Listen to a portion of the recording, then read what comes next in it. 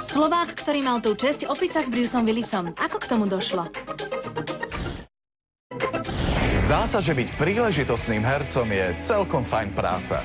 Ak máte šťastie, môžete sa vďaka tomu osobne spoznať s Bruceom Willisom a po nakrúcaní sa ešte aj kamarátsky opiť. No nie je to job snov. Jeden Slovák ho už má.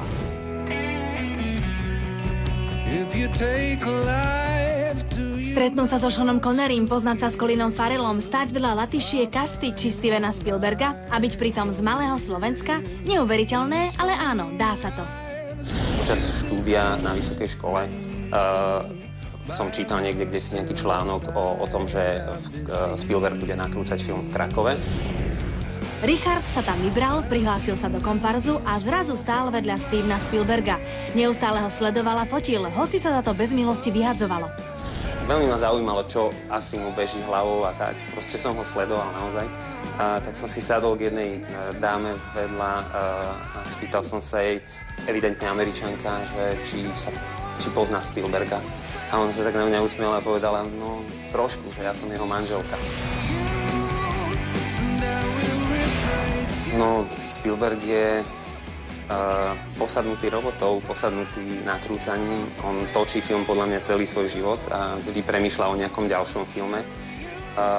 Samozrejme veľmi príjemný na svojich hercov, veľmi vľúdny. Vidieť Spielberga naživo, tak to s človekom poriadne zatrasie. Richard sa rozhodol zostať filmovému chlebičku verný, založil si agentúru a postupne pri filmovačkách stretával tie najväčšie hviezdy, ako napríklad Madonu. To je ale úlovok.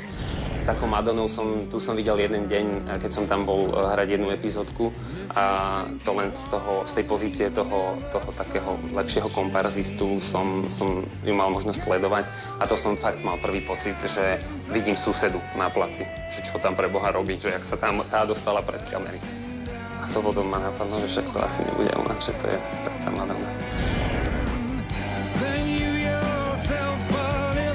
Okrem príležitostných hereckých úloh začal Richard pracovať ako asistent známych režisérov.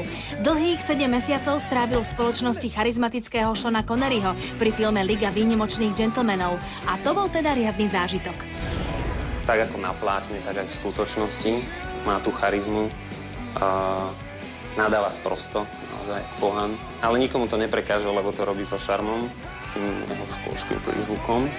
A naozaj ako pohodový človek.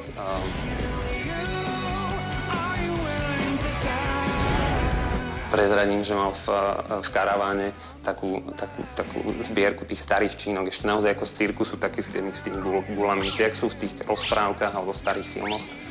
Tak to tam mal, s tým ešte cvičil a posiloval. Pri filme Hatová vojna sa zase počas 3 mesiacov spriatelil s Colinom Farrellom a dokonca s drsným Bruceom Willisom. A vo filme stál meter od neho. Bruce Willis je to, čo na plátne, to je v skutočnosti ako jedna k jednej.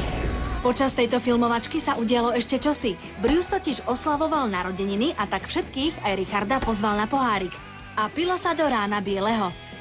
Počas tej party vyšiel na javisko a na pódium a začal tam hrať na gitare a spolu so svojimi kamarátmi, s partiou. No tak tomu sa teda povie poriadne šťastie. Mať takéto hviezdne zážitky, to je rozhodne na celý život.